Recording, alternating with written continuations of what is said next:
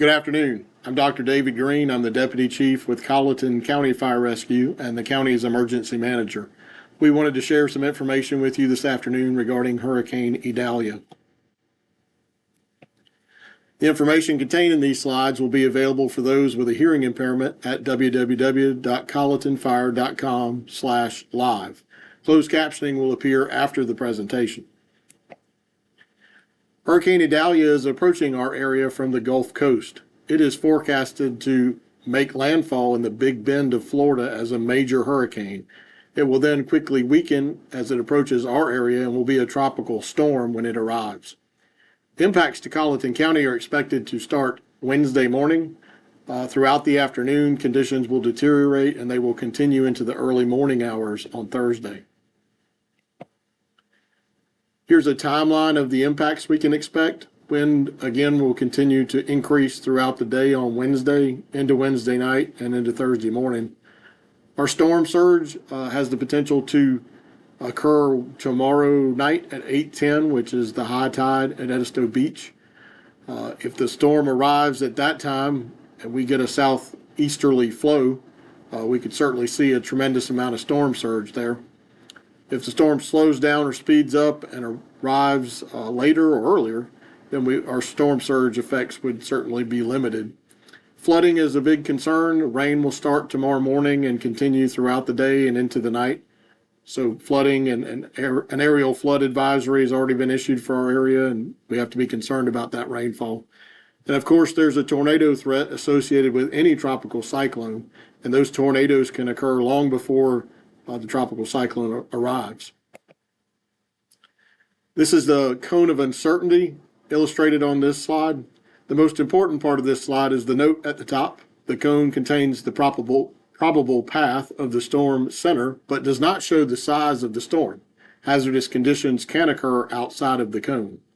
A lot of times people will look at this cone and say, well, we don't live inside the cone, we're going to be fine. But this only shows the probable path of the center of the storm. It is not the limit of the impacts of the storm. And 1/3 of the time, the storm can travel outside of that cone. So it's important to remember that effects will and impacts will occur outside of that cone.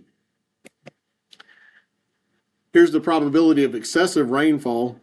And as you can see, we're in the moderate to high risk. So we expect to see 4 to 6 to 8 inches of rain. And locally higher amounts can be associated with some of the bands that pass through our areas. The tropical cyclone passes by.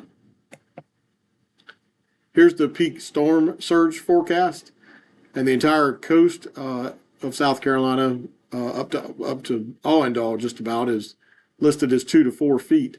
That doesn't mean we're going to see 2 to 4 feet of storm surge everywhere, but that's certainly possible. And again, it's tied to the arrival of the storm and what type of winds, what direction we get them from, and the high tide at 8:10 tomorrow evening. Our total precipitation, as you see, 4 to 6 inches in most areas, with locally higher amounts are possible.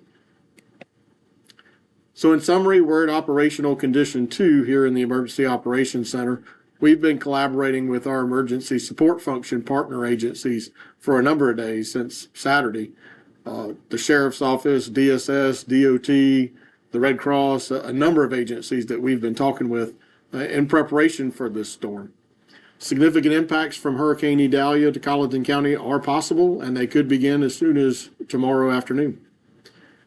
Again, Colleton County's Emergency Operations Center is at OPCON 2 with limited staffing, and we'll have staffing in the EOC throughout the duration of the event in order to respond to any impacts that occur in Colleton County. No shelters will be open as no evacuations are planned, but we are poised and positioned to open shelters after an impact should that be necessary.